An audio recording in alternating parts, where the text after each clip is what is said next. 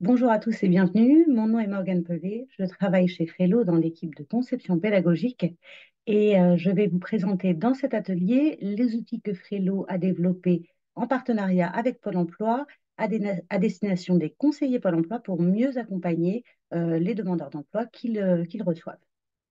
Peut-être quelques mots avant de commencer l'atelier à proprement parler sur ce qu'est Frello.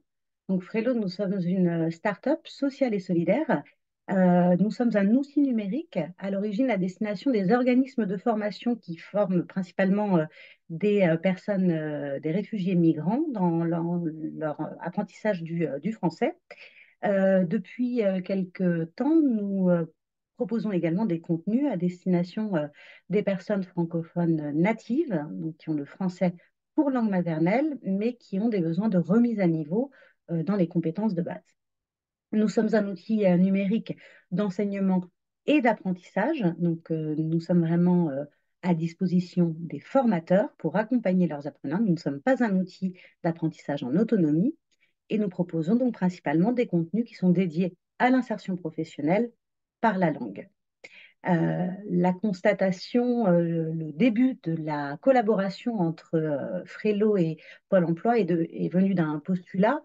En France, les besoins de remise à niveau en compétences de base des Français ne sont pas de 5% ni de 10%, mais bien de 20%. Il y a 20% des francophones natifs qui ont des besoins de remise à niveau dans les compétences de base. Et chez les demandeurs d'emploi, ce chiffre est encore plus élevé, puisque ce ne sont pas 17% ni 27%, mais bien 37% des demandeurs d'emploi qui ont des besoins de remise à niveau dans les compétences de base.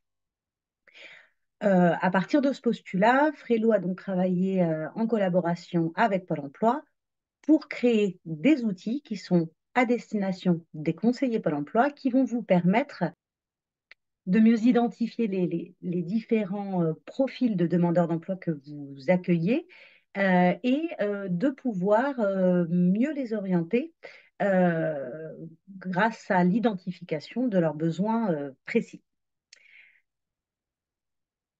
Dans cet atelier, je vais donc le présenter en deux parties. Dans une première partie, on va faire un petit rappel terminologique sur les différents publics. Donc, quelle est la différence entre une personne, par exemple, francophone native, une personne en besoin d'alphabétisation, une personne de profil FLE, français langue étrangère. Donc, on va faire un petit travail un petit peu de rappel terminologique qui va nous aider donc à mieux repérer le public cible et lui proposer donc les tests, les différents tests que nous proposons chez Frello adaptés à leurs besoins. Et également peut-être un petit rappel sur les bons éléments de langage à adopter. Dans une deuxième partie d'atelier, je vous présenterai de manière un petit peu plus technique comment fonctionnent les outils Frello, les tests sur Frello, comment vous pourrez faire passer ces tests aux demandeurs d'emploi que vous accompagnez, comment vous pourrez analyser les résultats de ces tests et, en conséquent, proposer une formation adaptée à chaque demandeur d'emploi. Il vous arrive certainement, vous conseillez Pôle emploi, de recevoir des demandeurs d'emploi et de rencontrer des difficultés au moment de leur proposer une entrée en formation. Vous ne savez pas nécessairement quel type de formation est nécessaire pour eux, quels sont leurs besoins précis, est-ce qu'ils peuvent directement rentrer dans une formation spécialisée, spécifique dans le cadre de leur projet professionnel ou est-ce qu'ils ont besoin d'une remise à niveau en amont. Il y a parfois des allers-retours dans les formations qui sont faites, des demandeurs d'emploi sont envoyés en formation, puis renvoyés à Pôle emploi parce qu'il y aurait besoin justement d'une formation de remise à niveau avant cette formation spécifique. Donc l'objectif de ce travail de collaboration entre Frello et Pôle emploi, c'est réellement d'essayer de coller au plus près des projets professionnels des demandeurs d'emploi que vous accompagnez en évitant les allers-retours dans des formations qui ne seraient pas adaptées. Vous avez certainement déjà de nombreuses bonnes pratiques que vous mettez déjà en place, des protocoles que vous mettez déjà en place et des outils à votre disposition pour vous accompagner dans ces protocoles. Ce que Frello se propose de faire, c'est d'apporter d'autres outils encore complémentaires qui pourront vous permettre d'affiner l'accueil que vous faites à vos demandeurs d'emploi et les propositions de formation que vous pourriez leur faire. Commençons tout d'abord par une distinction terminologique. Donc, on va commencer par des distinctions assez claires, des choses que vous connaissez probablement déjà très bien. La distinction entre les trois grandes typologies de profils, les personnes français, de profil français langue étrangère, les personnes en situation d'analphabétisme et les personnes en situation d'illettrisme. Une personne français langue étrangère, c'est tout simplement une personne dont le français n'est pas la langue maternelle. Donc, pour des soucis de rapidité, dans la suite de cet atelier, j'utiliserai probablement la terminologie FLE, français langue étrangère. Par contre, la distinction devient peut-être souvent un peu plus confuse, un peu plus floue pour beaucoup d'entre nous quand il s'agit de comprendre la différence entre une personne en situation d'analphabétisme et une personne en situation d'illettrisme. Les définitions en soi sont assez claires, assez évidentes, on va les rappeler tout de suite, mais on va voir dans une deuxième partie que malheureusement, la mise en pratique n'est pas aussi simple, les frontières ne sont pas aussi claires, elles sont poreuses, il y a parfois des passages de l'une à l'autre de l'un à l'autre des profils, mais peut-être faisons d'abord un rappel des définitions de manière assez formelle. Une personne qui est en situation d'analphabétisme, c'est tout simplement une personne qui n'a jamais été scolarisée. Donc, c'est une personne qui n'a jamais appris ni la lecture ni l'écriture, mais qui n'a aussi jamais développé de stratégie d'apprentissage. Donc, c'est une personne qui va avoir besoin, avant toute chose, de maîtriser la lecture, l'écriture, le code, de devenir une personne lectrice et scriptrice, mais qui va également avoir besoin de développer des stratégies d'apprentissage puisque elle n'a jamais été scolarisée.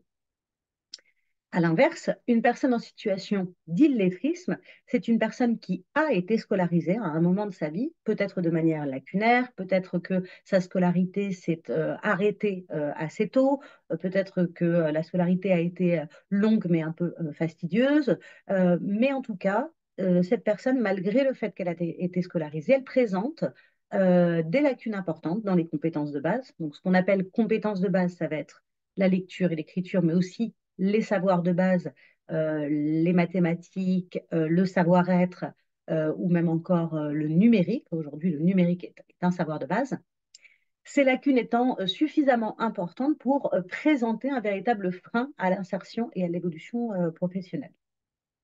De fait, donc, les francophones natifs, puisque l'instruction est obligatoire en France, euh, à moins que ce soit vraiment très, très marginal, peu de francophones natifs sont en situation d'illettrisme, puisque les francophones natifs, normalement, ont été scolarisés au moins de 6 ans à 16 ans.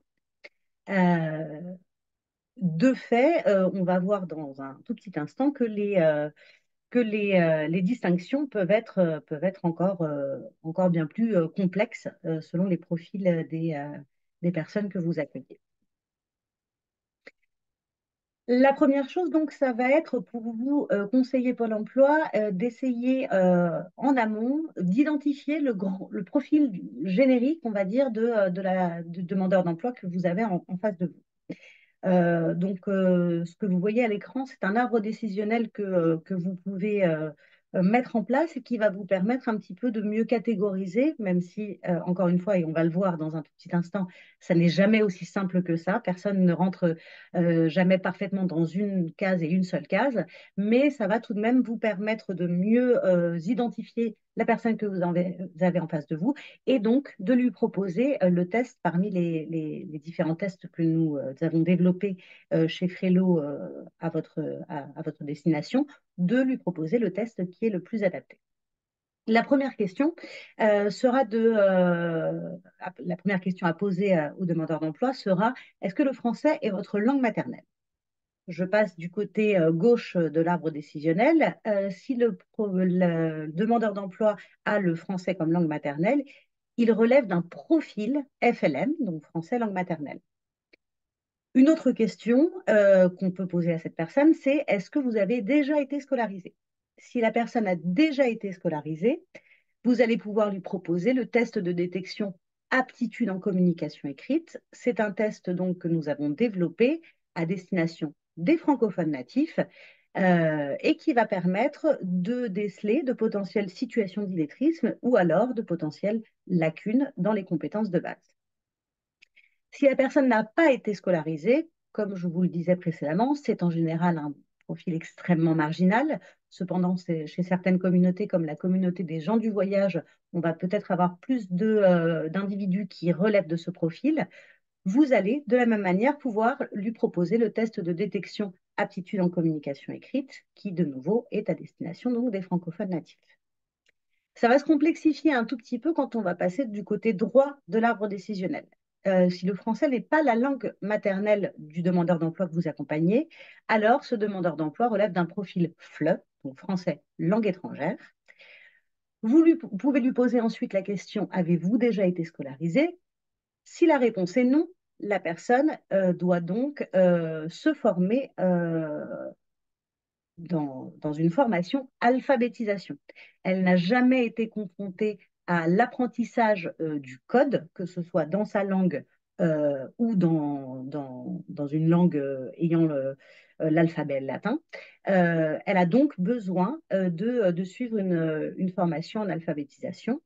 Dans les catalogues de formation chez Pôle emploi, vous avez un certain nombre de formations adaptées pour ces personnes ne parlant pas ou peu le français et ne sachant pas maîtriser l'alphabet latin. Si la personne a été scolarisée, on continue à complexifier un petit peu et à affiner un petit peu les questions qu'on peut poser aux demandeurs d'emploi.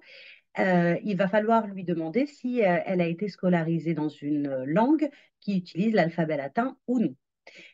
Si la personne a déjà utilisé l'alphabet latin, connaît l'alphabet latin, alors on va pouvoir lui proposer le test de positionnement FLE, donc pour savoir quel est son niveau linguistique et si elle a des besoins de formation linguistique dans le français. Si elle a été scolarisée dans une langue qui n'utilise pas l'alphabet latin et qu'elle n'a jamais appris l'alphabet latin, dans ce cas, de la même manière que si elle n'avait pas été scolarisée du tout, on va pouvoir lui proposer une formation alphabétisation. Encore une fois, avec cet arbre, ce questionnement logique que nous vous présentons ici, c'est assez simple de classer, entre guillemets, les demandeurs d'emploi que vous avez, et donc de leur proposer les tests que nous avons à votre disposition. Cependant, il y a un cas qui est beaucoup plus complexe que vous avez nécessairement déjà rencontré dans votre vie de conseiller Pôle emploi. C'est le cas de la personne non native, donc qui est née à l'origine dans un pays non francophone, mais qui a une maîtrise du français à l'oral, qui est, si ce n'est pas la maîtrise d'un français natif, qui est tout à fait suffisante pour se débrouiller dans les situations de la vie quotidienne et se faire comprendre et éventuellement travailler directement en français. Dans ce cas très spécifique, ce cas très complexe, vous pourrez alors proposer à ce demandeur d'emploi la passation de deux tests. Tout d'abord, le positionnement FLE pour vous assurer que sa maîtrise justement purement linguistique du français est bien suffisante. Et dans un deuxième temps, le test de détection d'aptitude en communication écrite pour vous assurer que la maîtrise des compétences de base est également suffisante pour pouvoir travailler directement sur le projet professionnel ou bien pour pouvoir entrer dans une formation spécifique ou non. Donc voilà un petit peu cet arbre décisionnel qui va vous permettre de mieux classer, de mieux catégoriser les demandeurs d'emploi que vous avez, que vous recevez et les tests que vous pouvez leur proposer. Passe à la slide suivante. Alors peut-être aussi un petit rappel des différents niveaux de catégorisation dans le français langue étrangère ou dans les langues de manière générale, mais ici on va parler du français langue étrangère, donc profil FLE.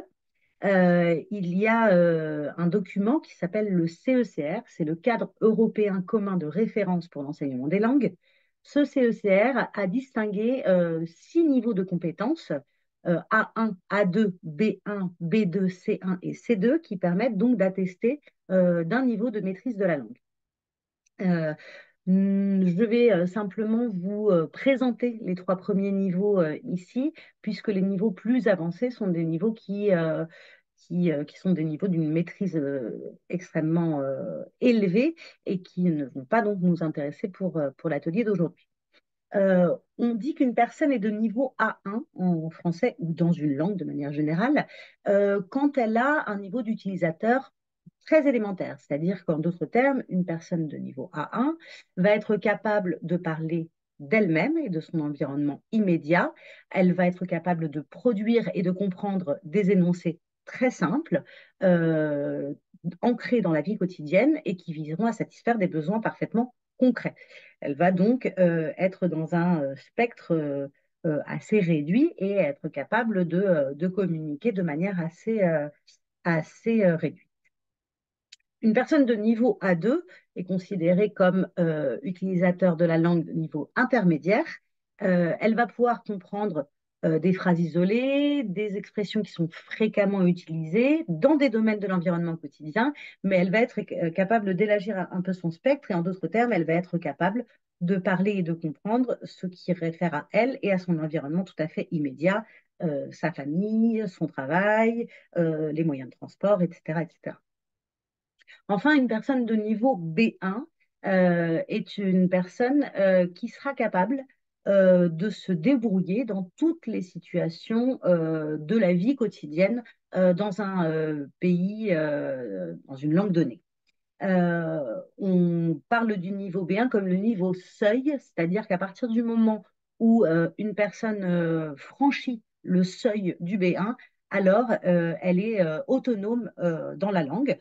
Il y aura certainement encore des confusions, des approximations, un accent très certainement, mais elle n'aura pas de difficulté à se débrouiller donc, dans toutes les situations de la vie quotidienne. Elle pourra aisément trouver un appartement, trouver un emploi, euh, se déplacer, communiquer avec tous les acteurs de la vie sociale, etc., etc. Le niveau B1 est très important. Euh, pour information, c'est le niveau qui est demandé pour les personnes souhaitant obtenir la naturalisation française. Donc, c'est vraiment un niveau à partir duquel on est un utilisateur indépendant, autonome de la langue française. Le test de positionnement FLE que nous avons créé chez Frelo et que nous mettons à votre disposition permet de situer vos demandeurs d'emploi sur l'un de ces 3 niveaux ou sur le niveau encore inférieur, c'est-à-dire quelqu'un qui n'aurait pas encore atteint le niveau A1.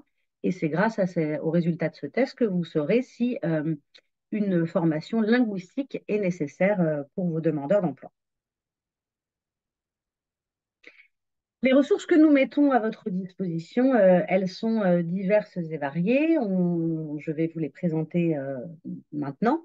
Euh, Ce qu'il faut voir et peut-être rappeler, c'est que c'est assez facile, entre guillemets, d'être capable de distinguer si une personne a un profil FLE ou non. Il suffit tout simplement de lui demander si le français est sa langue maternelle et de constater son niveau d'aisance avec le français. À partir du moment où vous accueillez une personne de profil FLE, vous aurez alors la possibilité de lui proposer le test Frelo positionnement FLE et donc de constater son niveau, aucun niveau A1, A2 ou B1 comme nous venons d'en parler. À l'inverse, ça va être beaucoup plus complexe et beaucoup plus délicat de repérer chez une personne francophone native ou chez une personne euh, maîtrisant suffisamment le français à l'oral, de repérer donc chez une personne de ce profil-là une potentielle situation d'illettrisme. C'est beaucoup plus complexe. On sait que souvent les personnes en situation d'illettrisme, c'est-à-dire soit non lectrices, non scriptrices, ou alors ayant de grosses difficultés face à l'écrit, vont très souvent avoir tendance à mettre en place des stratégies d'évitement pour dissimuler cet état de fait. Et donc, c'est extrêmement complexe de discerner, de savoir si une personne est en potentielle situation d'illettrisme ou non.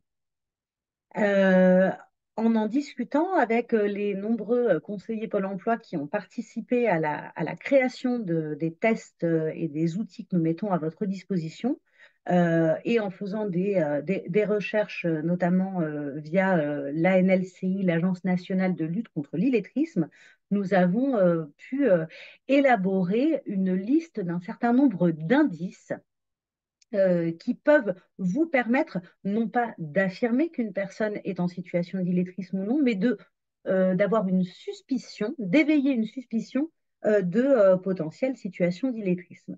Ces indices, ils sont divers et variés. Vous y avez certainement été confronté dans votre expérience professionnelle en accueillant certains demandeurs d'emploi. Euh, un certain nombre d'éléments biographiques, par exemple, peuvent permettre d'éveiller cette suspicion de situation d'illettrisme.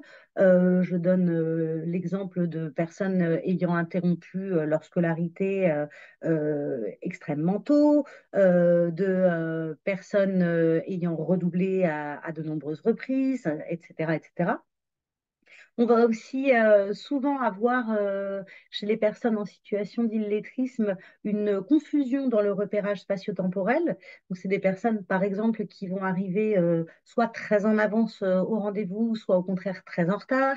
Quand vous leur indiquerez, par exemple, un lieu d'un organisme de formation où se rendre, qui vous demanderont énormément de détails sur la localisation de ce lieu, donc ils vont avoir effectivement un rapport aux éléments spatio-temporels qui va être légèrement biaisé et qui va pouvoir éveiller des suspicions.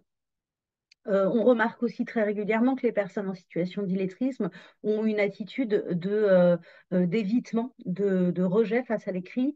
Vous avez déjà peut-être par le passé été confronté à des situations dans lesquelles des demandeurs d'emploi à qui vous demandiez de compléter un document écrit vous disaient qu'ils allaient compléter ce document écrit à la maison avec leur conjoint ou leur conjointe, ou bien des personnes à qui vous demandiez de remplir un formulaire qui vous demandaient de remplir le formulaire à leur place parce que, ils avaient des douleurs au poignet, ou bien des personnes à qui vous demandiez de lire un document qui vous demandait de le lire à leur place parce qu'ils avaient oublié leurs lunettes.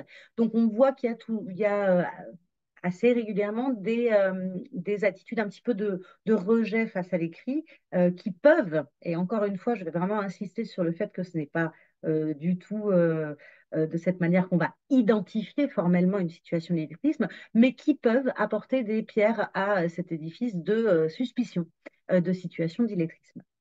Les personnes en situation d'illettrisme peuvent également avoir plus de difficultés dans la compréhension orale. Elles vont, par exemple, notamment peut-être vous faire répéter à de nombreuses reprises les questions que vous posez, vous faire reformuler.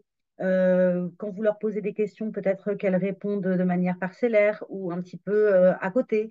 Voilà. Donc, dans la compréhension orale également, on peut avoir des indices de potentielles situations d'illettrisme. Et donc, un certain nombre de stratégies d'évitement sont souvent mises en place par les personnes en situation d'illettrisme, stratégies d'évitement dont je viens de parler. J'ai oublié mes lunettes, est-ce que vous pouvez m'aider à compléter le document, j'ai mal au poignet, etc., etc. Cette liste de faisceaux d'indices, nous le mettons à votre disposition sur notre centre d'aide et je vous le montre ici également. Euh, donc, les indices, les voici, ils sont nombreux. On voit donc un certain nombre de caractéristiques dans le parcours, dans les éléments biographiques. Donc, comme je le mentionnais précédemment et comme vous l'avez peut-être déjà constaté en accueillant certains demandeurs d'emploi, une scolarité courte, un parcours scolaire chaotique, peu de pratique de la lecture dans l'enfance, une vie sociale réduite, des loisirs extrêmement réduits également, un contexte économique difficile, etc., etc. À l'oral, une difficulté à exprimer ou à trouver ses mots avec un vocabulaire restreint, des demandes, comme je le disais, régulières de reformulation, de répétition. Dans le repérage spatio-temporel, on en a parlé également, une confusion dans la chronologie des événements, une difficulté à être ponctuel ou à estimer la durée d'un trajet. Dans la numératie, des difficultés à écrire et à comprendre des données chiffrées, dans l'attitude de fortes appréhensions face à un changement, face au changement et aux imprévus, etc., etc., etc. Donc, cette liste d'indices, c'est des choses que vous avez certainement par le passé déjà repérées, déjà identifiées. Peut-être que vous ne l'aviez pas formalisé. Euh, Encore une fois, ce ne sont que des indices. C'est-à-dire qu'à aucun moment, parce qu'une personne a eu une scolarité courte, alors elle est en situation d'illettrisme. Parce qu'une personne a des appréhensions face au changement et aux imprévus, alors elle est en situation d'illettrisme. Ce n'est absolument pas ce que ça veut dire. Ce que ça veut dire, c'est que la plupart des personnes en situation d'illettrisme, et ici on parle de statistiques, vont très souvent avoir comme caractéristique, euh, en général, plusieurs de ces indices. Donc, ça nous aide un petit peu à formaliser peut-être des intuitions que vous pouviez avoir et à les formaliser donc grâce à cette liste de faisceaux d'indices de l'illettrisme ou des personnes en situation de besoin de remise à niveau dans les compétences de base. Ce que nous avons développé chez Fredo et ce que nous mettons à votre disposition, ça va être la grille d'analyse que vous trouverez également sur notre centre d'aide. Vous avez le lien sur la présentation PowerPoint. Cette grille d'analyse, elle va vous permettre de compléter les informations que vous pourrez récolter auprès des demandeurs d'emploi que vous accueillez, donc des informations liées à la biographie des personnes, à l'enfance, à la scolarité, à la vie professionnelle, à la famille et à la vie sociale, ou même des indices que vous allez pouvoir récolter, glaner lors des déroulés des entretiens individuels que vous aurez avec eux.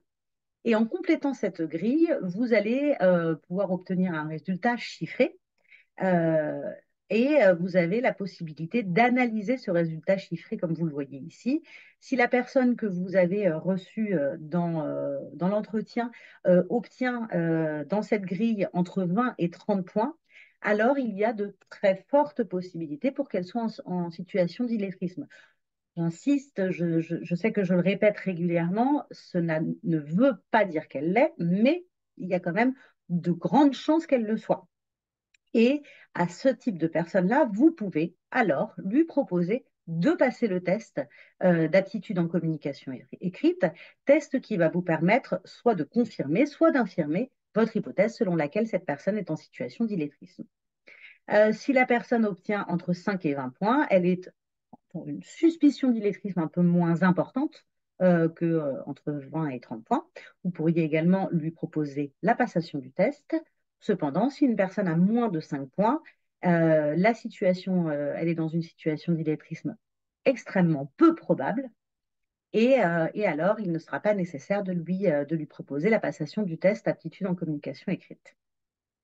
Cette grille d'analyse, ainsi que la liste des faisceaux de l'illettrisme et des besoins de remise à niveau en compétences de base, ne sont que des outils que nous mettons à votre disposition. Nous en avons parlé avec un certain nombre donc de conseillers Pôle emploi qui nous ont aidés à réaliser et à créer tous les outils que nous mettons à votre disposition. Certains ont trouvé une utilité effectivement dans ces outils et ont constaté que ça aidait leur pratique et leur accompagnement des demandeurs d'emploi. D'autres conseillers ont été plus frileux et ont estimé que c'était des outils qui ne leur étaient pas utiles parce qu'ils avaient une appréhension un petit peu plus intuitive des potentielles situations d'illettrisme et qu'ils étaient capables, sans l'aide de ces outils, d'identifier une potentielle situation d'illettrisme et donc de proposer la passation du test d'aptitude en communication écrite. Donc ça dépendra vraiment de votre pratique, de à quel point vous êtes à l'aise avec l'identification d'une potentielle situation d'illettrisme ou non, à quel point vous estimez que ces outils peuvent vous être utiles ou non. Mais voilà, ils sont à votre disposition, ils peuvent être utilisés ou ne pas être utilisés selon vos préférences, selon vos appétences, selon peut-être aussi l'expérience que vous avez dans l'accompagnement des personnes en potentielle situation d'illettrisme. En tout cas, tous ces éléments vont vous permettre d'essayer de repérer de quelle manière vous pouvez proposer à un demandeur d'emploi francophone natif la passation du test d'aptitude en communication écrite ou non. Je repasse en affichage diaporama. Nous en avons également beaucoup discuté avec l'ensemble des conseillers Pôle emploi que nous avons accompagnés et qui nous ont aidés à élaborer les outils que je vous présente dans cet atelier. Euh, Quand on s'adresse à des personnes en potentielle situation d'illettrisme, on s'adresse à des personnes qui sont peut-être plus fragiles que des personnes qui sont parfaitement à l'aise face à la lecture, face à l'écriture, qui n'ont pas du tout de lacunes dans les compétences de base. Et on le sait, le langage a son importance et il y a tout de même un certain nombre de bonnes pratiques à appliquer, chose que vous faites déjà de manière naturelle euh, et qui peuvent être formalisées de la manière suivante. Quand on s'adresse donc à ces publics un petit peu plus fragiles face à la formation, face à la scolarité, qui ont peut-être parfois des réticences à l'idée de se former, de passer des tests, etc. Les bonnes pratiques que vous mettez en place dans vos pratiques quotidiennes sont les suivantes et nous les avons donc formalisées avec l'ensemble des conseillers Pôle emploi qui nous ont aidés à élaborer ces outils. L'importance de toujours valoriser les compétences existantes pardon, des demandeurs d'emploi, que ce soit dans la vie privée ou dans la vie professionnelle, de leur rappeler qu'ils ont de nombreuses compétences qu'ils mettent en place dans la vie de tous les jours, va leur permettre de revaloriser un petit peu l'image qu'ils peuvent avoir d'eux-mêmes. Il faudra, bien entendu, et vous le faites, établir un climat de confiance avec les demandeurs d'emploi que vous recevez, en les écoutant activement notamment, en n'exprimant aucun jugement. Il faudra, bien entendu, avant de proposer la passation du test à vos demandeurs d'emploi, recueillir leur adhésion, hein. Ce n'est qu'avec leur accord que la passation de ce test fera sens et sera utile. Il y a un certain nombre de mots négatifs ou stigmatisants qu'il est préférable d'éviter, qui sont donc les mots de problème, d'échec, d'handicap, d'illettrisme. On va toujours prendre soin d'éviter ces mots. On a également, dans nos conversations avec tous les conseillers Pôle emploi, établi comme bonne pratique la nécessité de toujours partir des besoins et des demandes exprimées par le demandeur d'emploi. Je repense à des exemples qui m'ont été donnés par des conseillers Pôle emploi qui me disaient que, par exemple, ils recevaient des demandeurs d'emploi qui désiraient devenir secrétaire médical, mais qui avaient de grosses difficultés face à l'écriture et face à la lecture. Donc là, c'était très intéressant de pouvoir appuyer sur ce levier et de leur expliquer que dans leur projet professionnel, une remise à niveau dans les compétences de base serait nécessaire parce que justement la maîtrise de la lecture et de l'écriture fluide était essentielle pour pouvoir rentrer en formation et devenir un jour secrétaire médical. Voilà, rappeler peut-être à la personne que vous accueillez qu'elle n'est pas seule dans sa situation, que l'apprentissage se fait à tout âge. On a d'ailleurs souvent, c'est souvent très intéressant de s'inclure là-dedans parce que on est tous régulièrement amenés à suivre des formations et donc le mentionner aux demandeurs d'emploi que vous accompagnez en leur précisant que vous aussi, vous avez besoin de vous former régulièrement et que c'est le cas de tout adulte dans un projet professionnel construit.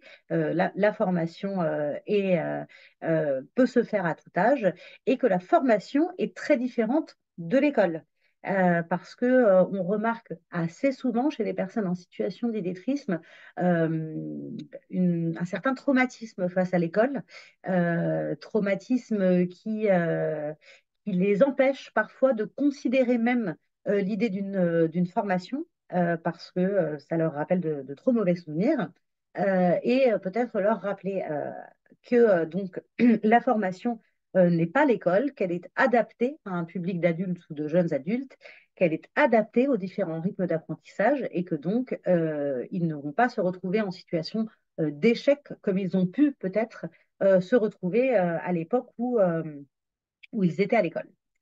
Euh, voilà donc pour toutes ces bonnes pratiques. Encore une fois, ce sont des choses que vous mettez déjà en place concrètement avec les demandeurs d'emploi que vous accueillez, mais il peut être intéressant de reformaliser, de garder en tête pour pouvoir accompagner au mieux les demandeurs d'emploi étant en potentielle situation d'illettrisme et leur proposer donc la passation du test pour vérifier s'ils peuvent tout de suite commencer à travailler sur leur projet professionnel ou s'ils ont besoin de passer d'abord par la case formation avant de continuer à travailler sur leur projet professionnel.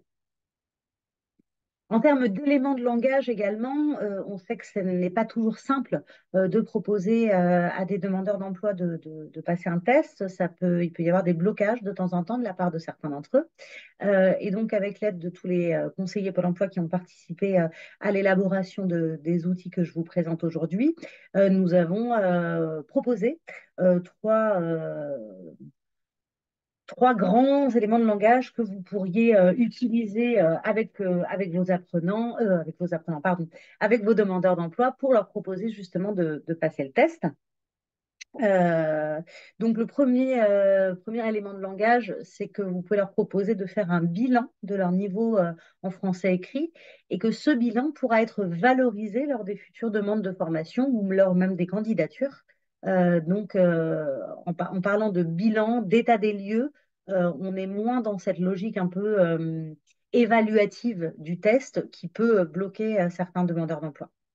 En termes de gain de temps aussi, vous pouvez leur expliquer que ça leur permettra de se positionner et d'intégrer directement la formation qui correspond à leurs besoins et à leurs attentes.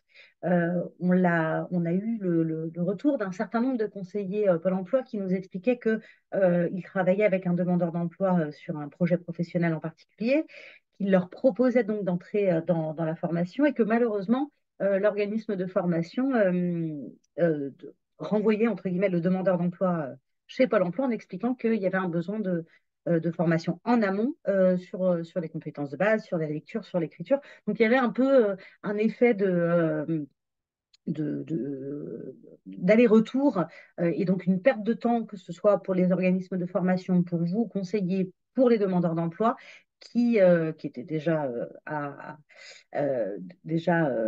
dommageable, mais surtout qui pouvait engendrer une perte de motivation chez le demandeur d'emploi.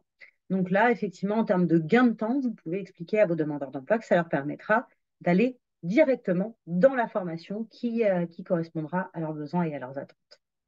Et enfin, toujours dans cette même logique un petit peu d'état des lieux, dans la terminologie que vous pouvez utiliser avec les demandeurs d'emploi pour leur proposer la passation du test, vous pouvez les inviter enfin, vous pouvez leur dire que ça leur permettra de connaître leurs points forts, mais aussi les points sur lesquels ils pourront travailler par le passé.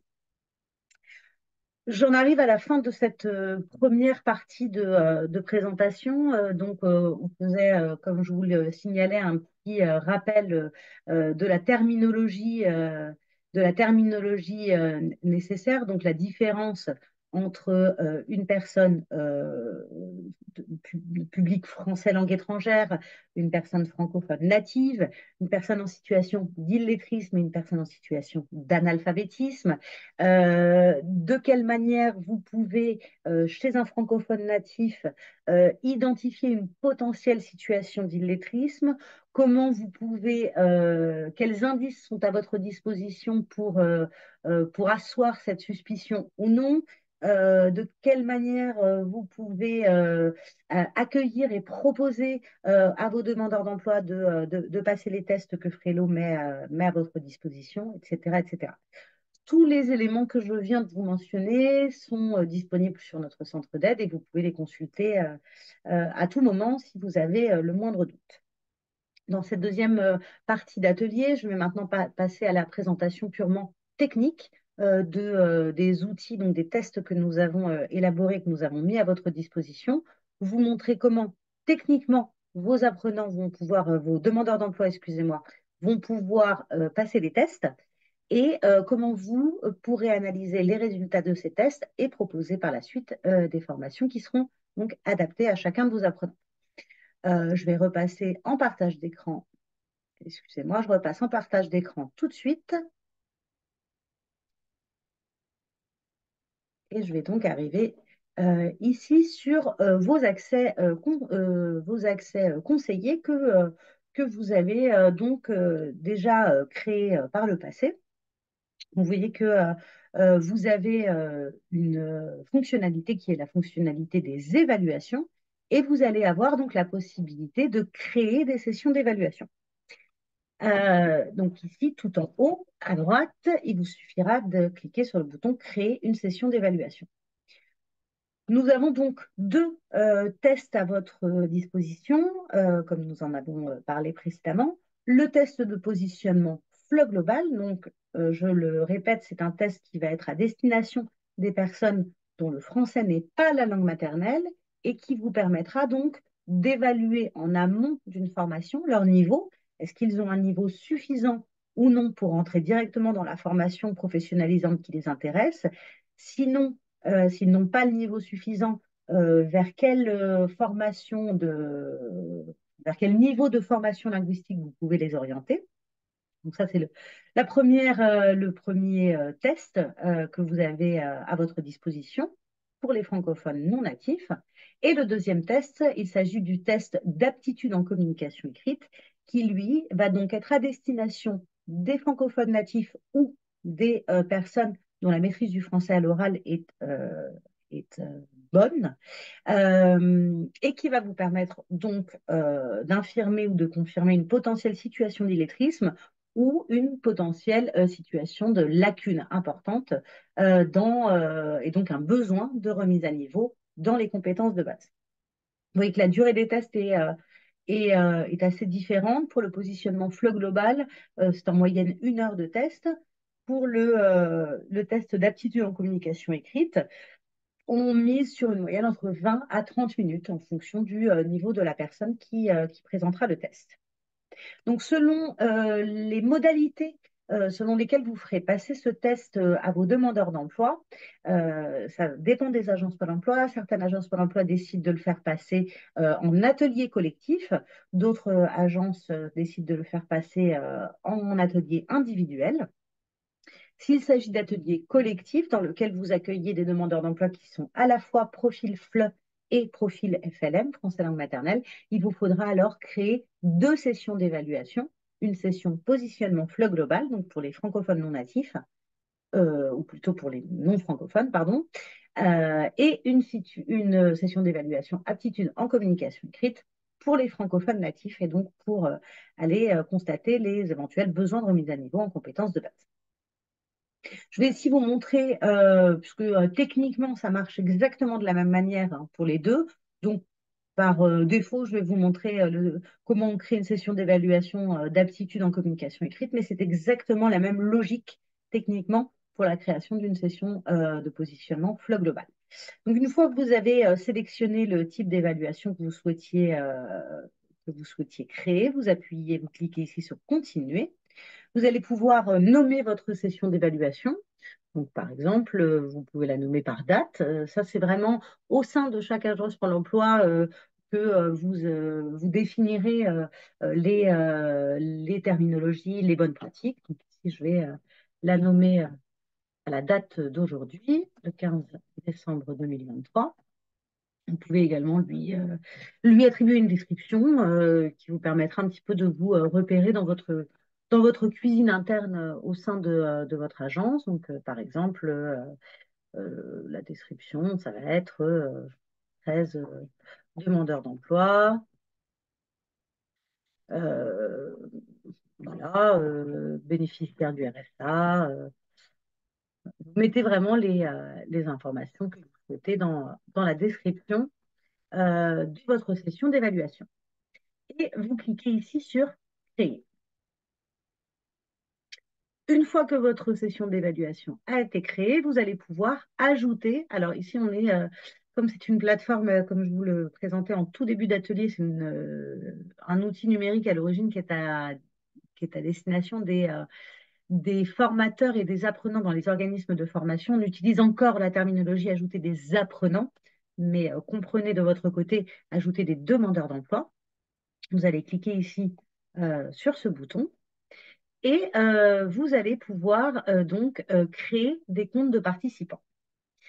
Pour ça, tout simplement, il va vous suffire de noter le prénom et l'initiale du nom de famille des demandeurs d'emploi que vous accueillez pour des raisons de sauvegarde des données, des raisons RGPD.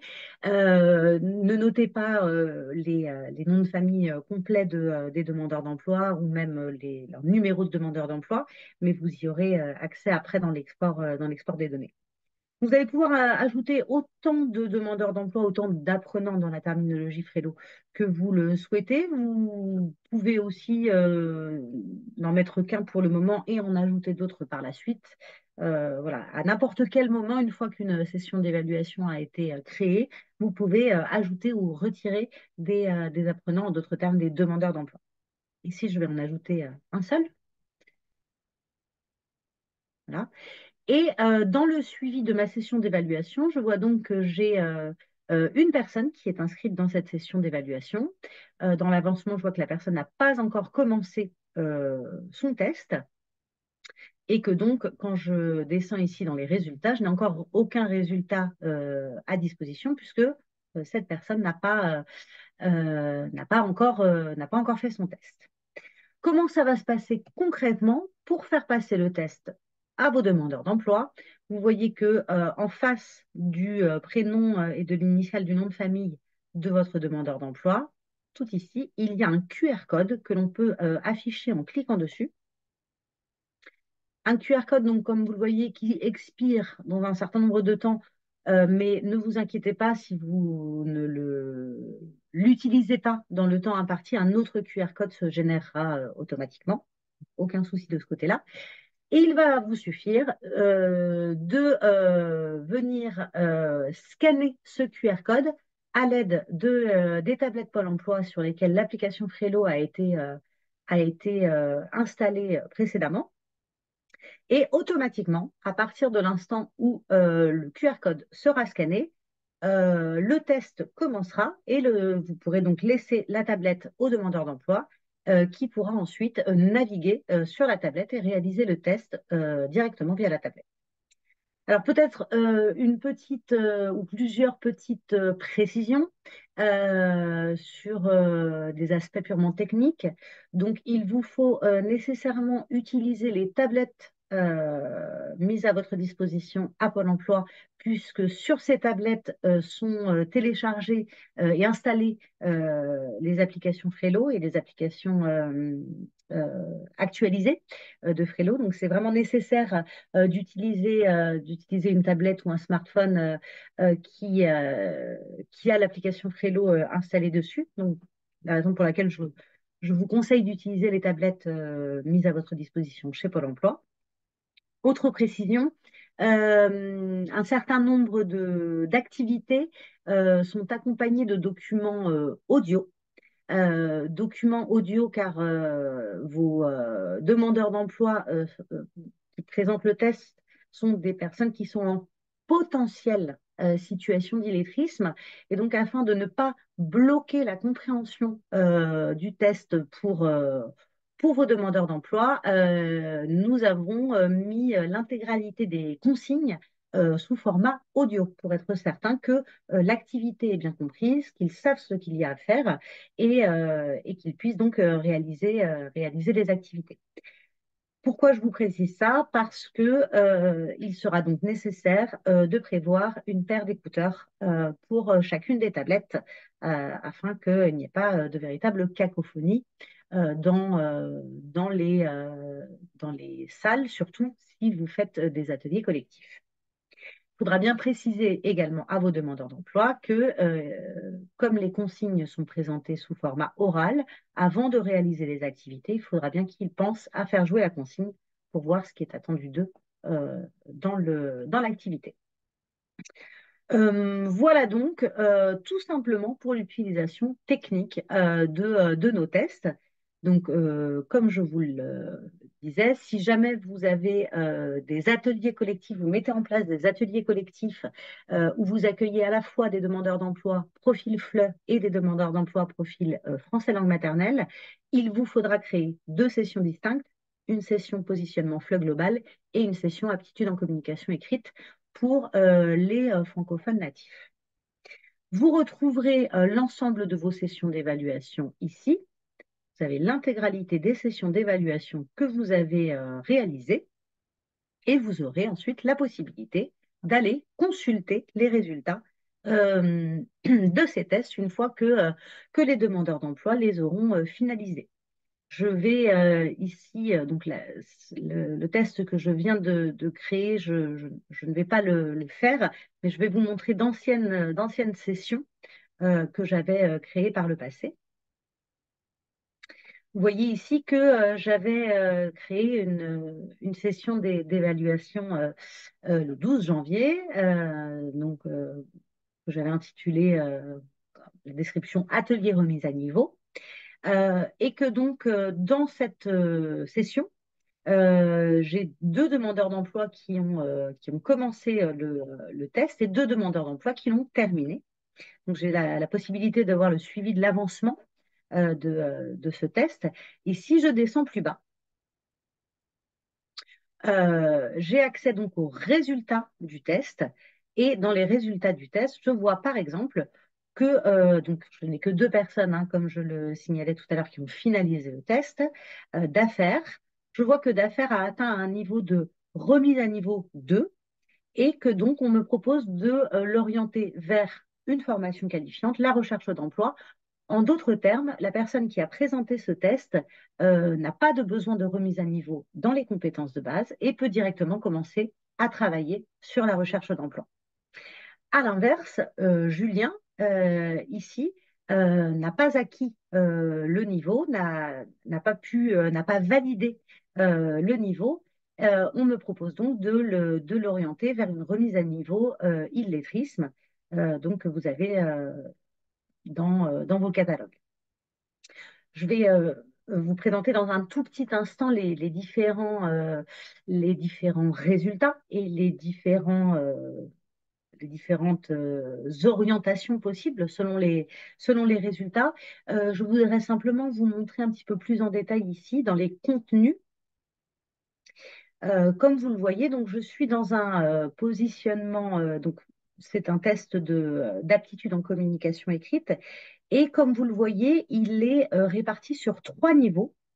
Positionnement degré 1, positionnement remise à niveau 1 et positionnement remise à niveau 2. Donc, il y a trois niveaux distincts et c'est un test qui est progressif.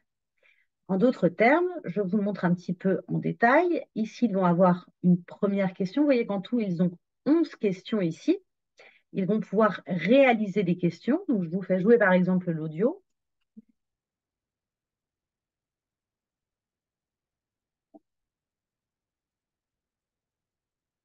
Donc ici, vous voyez, je fais jouer l'audio. Ils doivent remettre les éléments dans l'ordre où ils les avaient entendus. Formation, centre-ville, étage, supermarché. Ils valident pour passer à l'activité suivante, etc., etc. Donc, ils vont avoir accès ici à leur test. Et à l'issue des 11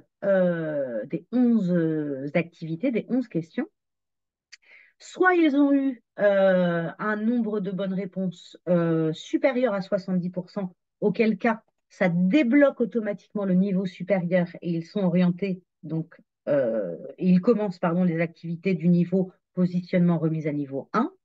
Soit ils ont obtenu moins de 70% de bonnes réponses, auquel cas le test s'arrête pour eux et vous aurez accès donc aux résultats de ce test. Ce que je veux dire en d'autres termes, c'est que si vous avez une personne qui est en véritable situation d'illettrisme et qui, par exemple, n'est pas du tout ni lectrice ni scriptrice, donc qui ne sait pas du tout lire, euh, elle ne va pas avoir à réaliser toutes les activités de ce test. Le test se bloquera nécessairement à un moment et on lui annoncera que le test est finalisé et qu'elle peut que c'est fini pour cette personne. Elle n'aura pas à réaliser toutes les activités puisqu'on aura constaté qu'elle n'avait pas le niveau pour débloquer les niveaux supérieurs. Voilà donc sur la prise en main technique, purement technique de l'outil. De quelle manière vous créez des sessions d'évaluation. Donc, je retourne ici en cliquant sur créer une session d'évaluation. Vous choisissez le type de session que vous souhaitez faire, positionnement flux global ou aptitude en communication écrite. Vous ajoutez des demandeurs d'emploi. Une fois que vous avez ajouté vos demandeurs d'emploi, vous scannez le QR code avec la tablette Pôle emploi et vous laissez les demandeurs d'emploi réaliser leur test. Une fois qu'ils ont fini de réaliser leur test, les résultats du test vont s'afficher ici, ainsi que les suggestions d'orientation euh, que nous pouvons vous faire. Euh, je passe tout de suite donc dans le détail un petit peu de cette interprétation. Alors, je vais d'abord commencer par l'interprétation des résultats du test d'aptitude en communication écrite, donc le test à destination des francophones natifs. Quatre résultats possibles donc. Le premier résultat, c'est si votre demandeur d'emploi n'a validé aucun des niveaux, n'a pas validé le premier niveau. Il est considéré alors comme étant en situation d'illettrisme et la typologie de formation vers laquelle vous pouvez l'orienter serait la remise à niveau illettrisme ou peut-être a-t-elle un autre nom selon les régions et les territoires dans les catalogues de formation à disposition de votre agence. Voici donc le premier résultat possible. Le deuxième résultat, c'est le niveau D1, donc degré 1. Ça correspond au degré de l'ANLCI, l'Agence nationale de lutte contre l'illettrisme. Euh, donc, si la personne a validé ce premier niveau, mais pas le deuxième, elle est considérée comme de degré 1. Elle n'est plus en situation d'illettrisme à proprement parler, c'est-à-dire qu'elle est capable de déchiffrer, mais elle est en besoin profond de remise à niveau dans les compétences de base. Et dans ce cas, à cette personne, vous pourrez lui proposer de partir dans une formation de remise à niveau en matière générale. Donc, de nouveau, ce n'est pas une personne qui ne sait ni lire ni écrire, mais une personne qui est en difficulté face à l'écrit, en difficulté dans les compétences de base, et une remise à niveau sera nécessaire avant de commencer à être orienté dans une formation professionnalisante ou travailler sur le projet professionnel. Troisième résultat possible, le demandeur d'emploi a validé le premier niveau et le deuxième niveau, mais pas le troisième. Elle est donc considérée comme niveau remise à niveau 1. Elle a encore un besoin de remise à niveau, mais un besoin modéré. Et elle pourra être également orientée vers une formation de remise à niveau en matière générale, mais peut-être de remise à niveau. Souvent, dans les catalogues de formation que vous avez à disposition, vous avez différents niveaux, peut-être niveau 1, 2, ça dépend vraiment des terminologies, peut-être dans le niveau plus avancé. Enfin, dernier résultat possible, le demandeur d'emploi a validé tous les niveaux du test. On considère qu'il n'a pas de besoin de remise à niveau en français dans les dans les compétences de base et que donc vous pouvez, selon son projet professionnel, soit s'orienter directement vers une formation qualifiante, soit vers la recherche d'emploi directement. Mais en tout cas, Besoin de remise à niveau dans les compétences de base? Non, il n'y a pas de nécessité de ce côté-là. Tout a bien été validé dans le test. Voilà donc pour l'interprétation des résultats du test pour les francophones natifs, c'est donc le test qui s'intitule Aptitude en communication écrite. Je vous présente à présent l'interprétation des résultats du test de positionnement français langue étrangère à destination des personnes dont le français n'est pas la langue maternelle. 5 résultats possibles ici. Le premier, c'est niveau A1.1 non acquis, c'est-à-dire que le demandeur d'emploi n'a validé aucun des niveaux proposés dans ce test.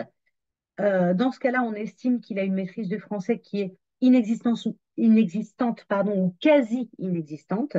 Et dans ce cas-là, vous pouvez l'orienter vers une formation de français langue étrangère renforcée pour acquérir le niveau A1.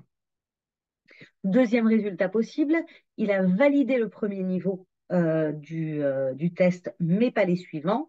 Il a alors une très faible maîtrise du français et de la même manière, il faudrait l'orienter vers une formation de français langue étrangère renforcée pour finaliser d'atteindre le niveau A1. Troisième résultat possible, il a validé les 2 premiers niveaux, mais pas les suivants. Il a une maîtrise du français qui est encore faible, mais vous pouvez l'envoyer vers une formation Fluffy pour atteindre le niveau A2. Quatrième possibilité, votre bénéficiaire a une maîtrise du français, donc il a validé les 3 premiers niveaux, mais pas le dernier. Il a une maîtrise du français qui est intermédiaire. Vous pouvez l'envoyer en formation français langue étrangère Fluffy, mais cette fois-ci pour atteindre le niveau B1. Et enfin, dernière possibilité, le bénéficiaire a validé tous les niveaux proposés dans le test. On estime qu'il a une maîtrise du français qui est suffisante et vous pouvez directement commencer à travailler avec lui sur la recherche d'emploi ou le travail sur le projet professionnel.